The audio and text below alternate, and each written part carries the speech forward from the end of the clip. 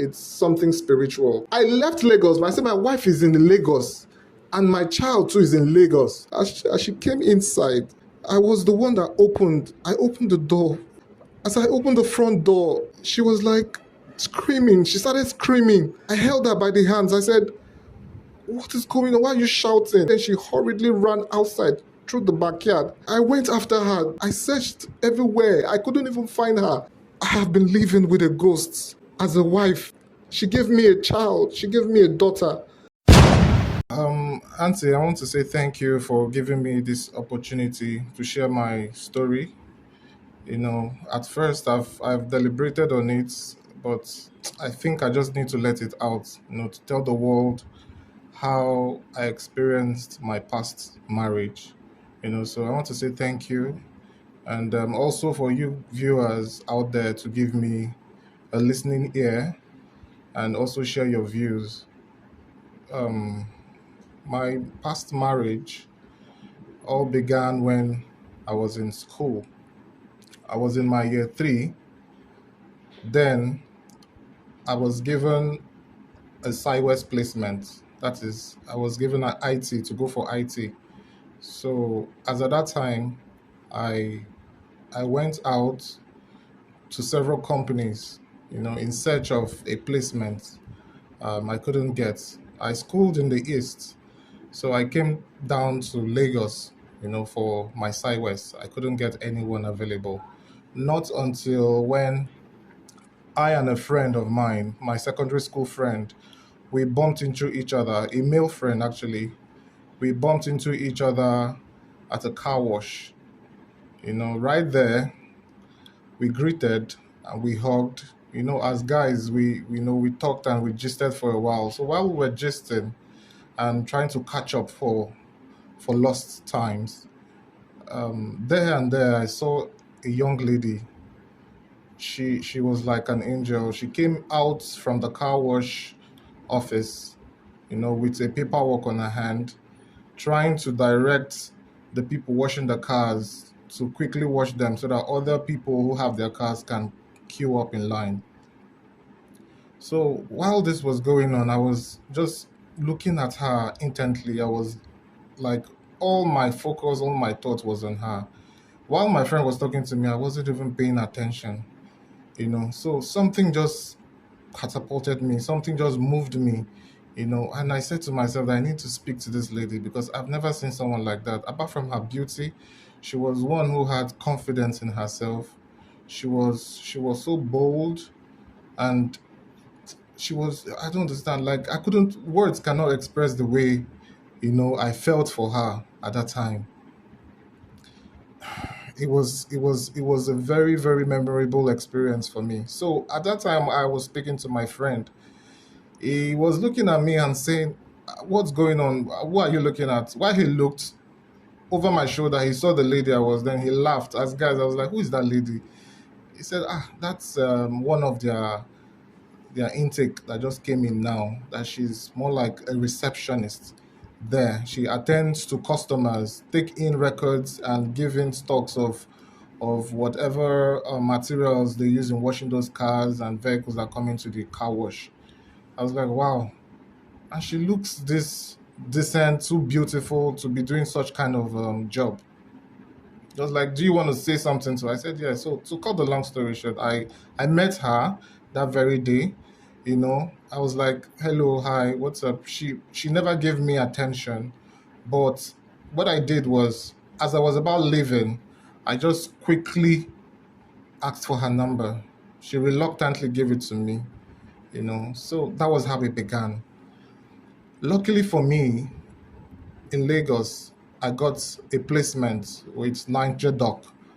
I was there doing my IT. It was a period of 6 months. So while I was doing my IT, we kept talking. At first I sent her messages. Then there was this app they call To Go. So we were using it to chat. So we started from chatting, then we started making calls. Way into the night. So this relationship gets going and building.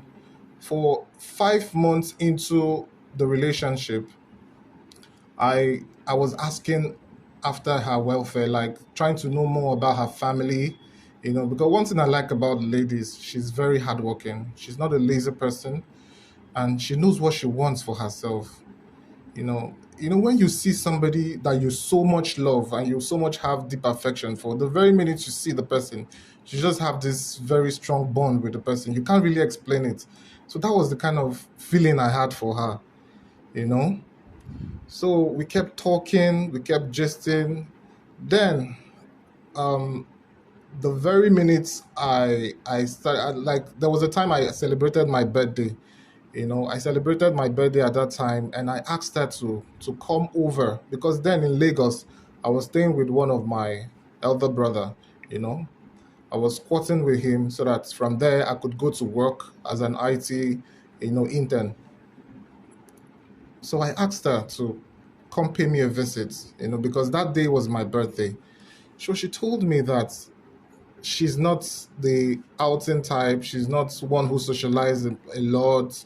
She's just giving me excuse. I was like, why would you say that? It's my birthday. Are you saying you will not come at least to come and say, happy birthday to me in person? I'm not even asking you to buy a cake or get me any birthday gifts, but your presence alone matters as somebody who I hold dear to my heart.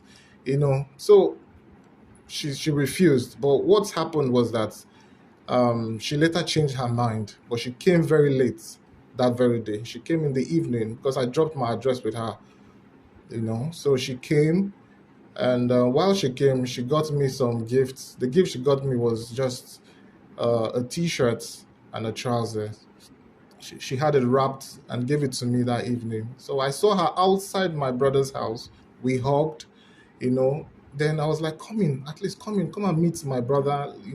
So she's always giving excuses. She's always telling me she's a claustrophobia person, someone who is afraid of, you know, staying in an enclosed place for too long or meeting crowds, that she likes to keep to herself most of the time. She keeps telling me all this.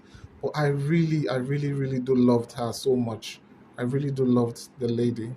So after my IT, I had to go back to school for my 400 level. So what I did was I I told her that I was going to marry her. She felt it was a joke, you know. I did propose to her, after my birthday. After my birthday, I proposed to her, and she told me she would think about it first because initially she didn't even accept my proposal. She said, "You don't even know me that much. You just know me, just in the space of few months, and here you are proposing to me." I said, "Okay," because I keep asking you, like, who are you? Where are your parents? Who are your siblings? Then as I was talking to her, she burst into tears. She started crying. I had to console her. Where we were in a garage, in one of my brother's car. I was driving at that time. So she was inside the car as well. Then she said there's something she wanted to tell me. I said, okay, I'm listening. She said the reason why she doesn't want to accept this proposal yet is because I don't know her and she doesn't want anything that will hurt me in the future. I said, I don't understand what you're saying this moment because you're not making sense. So she started with this story about her family, that she's from a family, a royal family from the east, that she happens to be the third child of her family, that her parents are late, the mom and dad are no more, likewise the siblings. She told me how it happened, that her parents had an accident. They were coming from a faraway journey heading towards Abuja at that time when they had a ghastly motor accident, you know. So she said at that spot their parents died. While she was saying all these things, she was really, really saddened by the event that occurred. She was bursting in tears and was trying to like shy away from me. I was holding her by the hands, trying to know and connect with the experiences she had. So she kept telling me that this sad event has always been a problem to her. That each time she remembers about her parents, that she can't really, go ahead with my proposal because she feels that her parents or siblings should be around while all these things are going on. I said, but you cannot help it. It has happened. What has happened has happened. Let bygone be bygone. Your parents are no more, but I am here with you, and I believe we can build a family together. So that night was a very, very traumatic experience. She told me that all her family are no more, that she's an orphan, and her relatives are always treating her bad. So ever since that experience happened, she rarely visits home. She doesn't go to her village or go to her loved ones within the city where she was staying. You know, we were all in Lagos at that time. So I never knew anything about her parents. I never knew anything about. Each time I tried to talk about her family, her background, where she's from, who her parents were, did she go to school? I keep telling her, I want to know you, I want to know you. So at that time, she never gave me any clue of who she was. But regardless, I didn't care. I just loved her for who she was.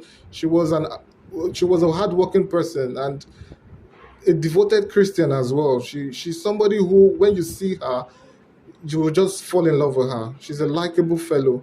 So her spirit was just like mine. She's a free spirited person, but there was something she was hiding. I didn't know what it was. I didn't know. So that night, she narrated all her story about the family and said that we need to talk about this later, that she can't go ahead with it or accept any proposals. Fast forward to 2 days after that, what I did was I had to call her to where I was doing my IT. That was after break. I could remember the year, and it was more like very fresh in my memory. She told me she wanted to tell me everything this time, that when she comes, she would tell me everything. She came, yet she still did not open up to me. Rather, she was beating about the bush that, okay, on one condition, if only she's going to accept these proposals, that we're going to have a secret wedding, that none of my family will be aware, and she would not want us to go to her parents' place or her village to know, where she's from, because she doesn't want anybody to come in between us. As a matter of fact, she was saying that the death that happened was as a result of the bad uncles and the wicked aunties they had in the village, you know. So I keyed into that and I said, okay, fine. If that is what you want, I will do it, you know. So we planned on having a secret, wedding. We planned on having a secret wedding. The wedding we had was at Ikoyi, the registry. We had a very secret. We didn't even call the witnesses that came for the wedding at that time were just passers-by. So what I did was I just even had to pay them a stipend. I paid them like very few amounts of money just to stand, as a witness for the marriage. We had the marriage, and after that very marriage, I went back to school because I was studying engineering in school at that time. So 4 years in school, I was doing my project work. So at that time, I still had to come back to Niger Doc. So they accepted me. I was, doing my school project at that time, and we saw, while she was in Lagos, I was okay. Where do you stay? Like, she keeps telling me she doesn't want to tell me where she stays, not until we get married or until I get her, like make her know that okay, I am serious in this relationship. Then she will then open up to me. I was like, oh, this things you're saying, I don't really understand it. I don't understand. You're not just making sense. And I really loved her so much. I really loved her. I felt like maybe I was under a spell or something, but I didn't care. I was just so much in love with her that I just wanted to have her as my wife. So while I was in Lagos, she told me that we should forget anything about family and just move on with our lives. that once I'm done with my school, that we'll try and make plans to leave Nigeria for Canada. So at that time, I was pursuing my papers as well, and also rounding up with my school. So all this period, we were married, So I came back to Lagos at that time. Then we met. Then she got pregnant. She got pregnant for me, So I had to go back to school, finished up. During the time, she always calls me. We talk often. We speak. We do video calls most of the times. Then I had to relocate, down to Lagos. I rented an apartment. Then she moved in with me. Okay, so while she moved in with me, all this period, we always have like this unpleasant moments, most especially at night, because she's always having this dream. There's this kind of dream she will have, that when she has this dream, you will be surprised that is she really a human being? We can be on the same bed, for example, now, then what you see is she will scream, and once she screams, she will fall on the floor, start rolling on the floor. I felt it was something like maybe it was something that would over time stop, but it kept reoccurring. She keeps having these constant nightmares, and hallucinations most of the time. And me, I'm a Catholic, but I'm not really fervent in church, So I don't really know these things very well. I just took it, with kid gloves and said, man, I just pray that, okay, maybe this thing will stop. It became so worse that we went to the hospital. I said, okay, let me ask a doctor at least. Let the doctor tell us what is this. Maybe this could be a symptom a woman can be experiencing after childbirth, you know. So the doctor said it's not a medical condition. It's something spiritual that we need to see a pastor, perhaps a spiritualist that would guide us or put us in the right way.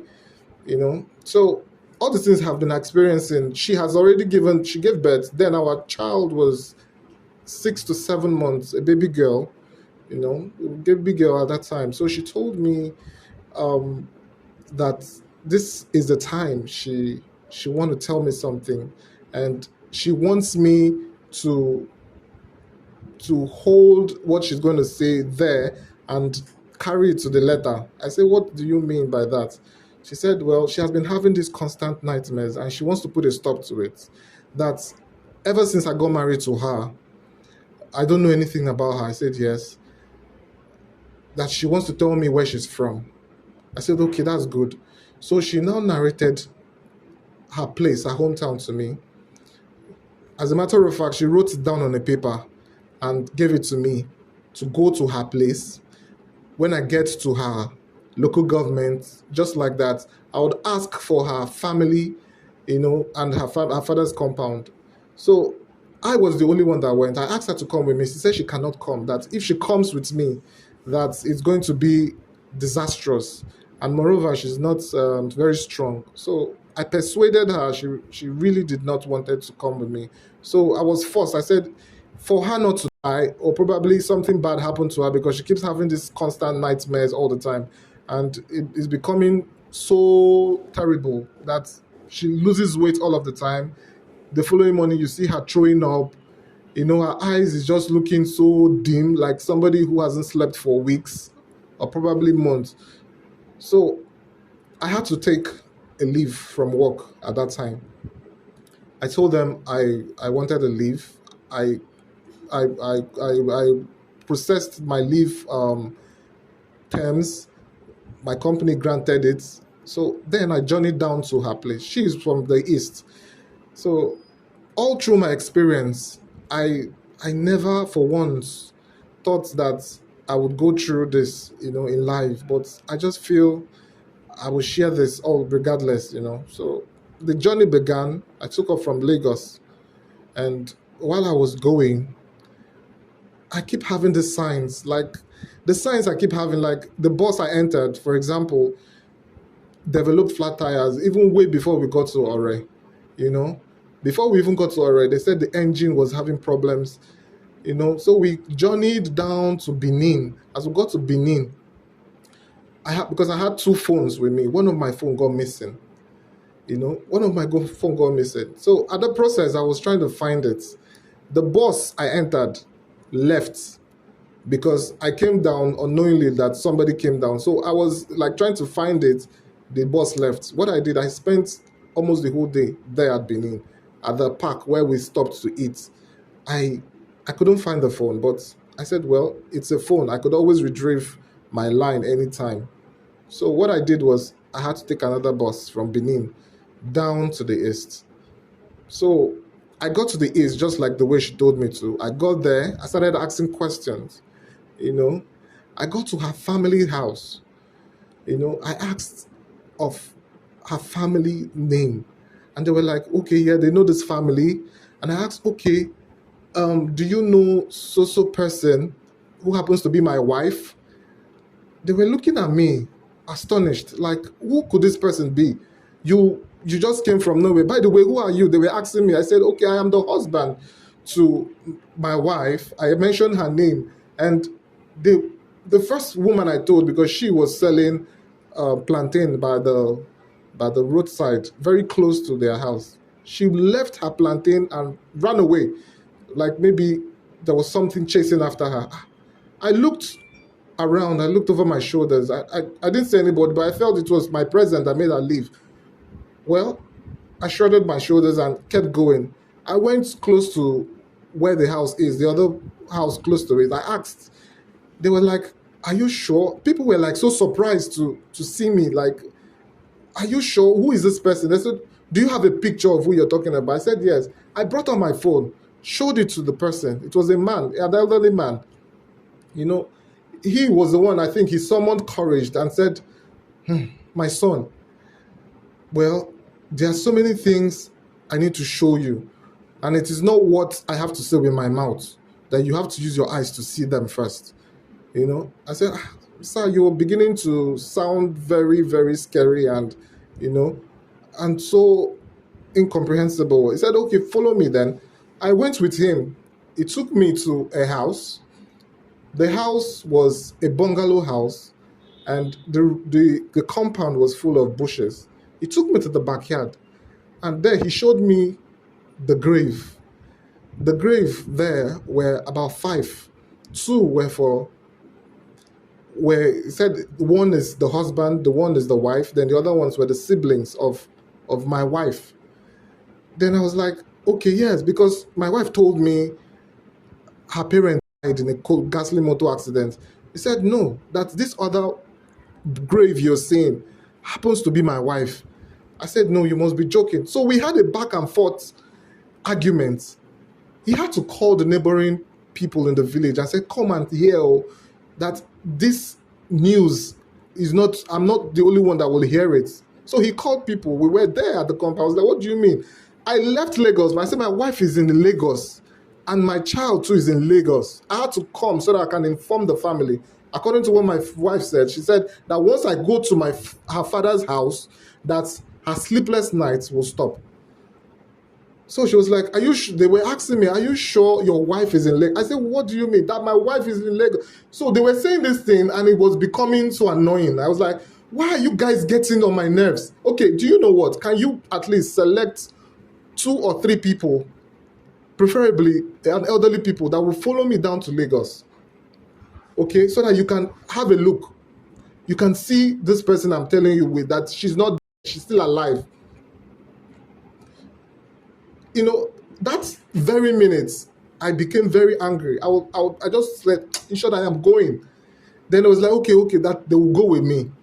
So what we did was, we took the night bus that day from the east down to Lagos.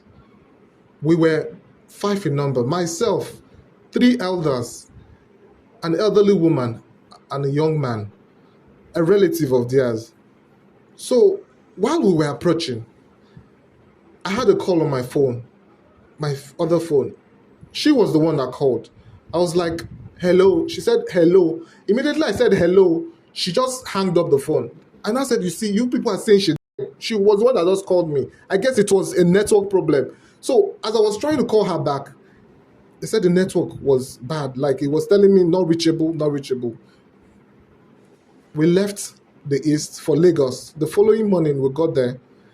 So, because where I lived in Lagos, I live on the mainland, and where before you get to my house, you will see like a security post. So you before you come in, they will ask you whom you're looking for or who you want. So when I came in, immediately they saw my face. I was like, ah, Organa, you? I said yes. So I was like, ah, Madam, just come out now. I was like, Madam, just come out now. They said yes. Then they had this surprising look on their face. That's the elders that came with me from the village. I was like, ah, Madam, okay. So we came into my house, my rented apartment. They sat in the sitting room.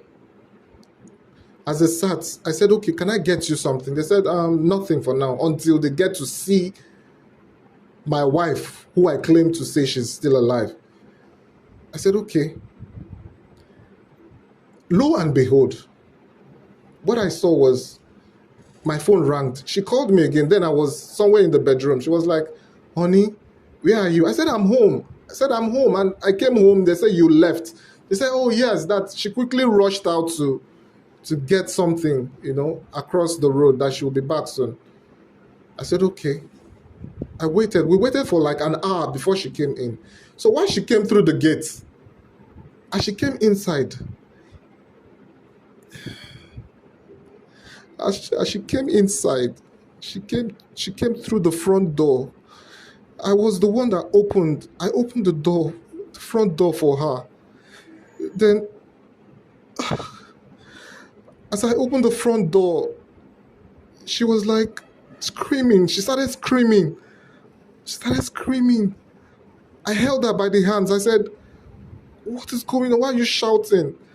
So as the noise was going on, the people from the sitting room were trying to come out. Then she hurriedly ran outside through the backyard. So as she ran outside through the backyard, I was calming the people inside. I said, just calm down. Let me fetch her. I went after her just at the backyard. I searched everywhere. I searched the backyard. I went to the generator storeroom there. I couldn't even find her. That was how it all ended. I was like, what's going on? I called her numbers. It was not going through. She was nowhere to be found. So I never believed it. I searched the whole place. I came out of the gates, ran through the security post. I asked, did you see my wife? Did she come out through this way? The man said no. I was speechless. I was so speechless. So I came back to the house. The elders sat me down. They said I should sit down and calm down.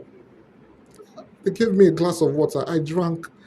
But then I was still in tears. All this happened 4 years ago. 4 years ago, and it's still very fresh in my memory. I am feeling very traumatic. So I feel I should just share this message. I should share this thing that has been going on in my life. Let people know and tell me what I need to do, because ever since she left, I've not been myself. My businesses are going down. My child, she's always falling sick. So I find it very difficult most of the time. In the sitting room, the elders had to bring out a picture, the family portrait they had, and told me that this is her family and this was what happened. They told me the year, they told me how old she was, so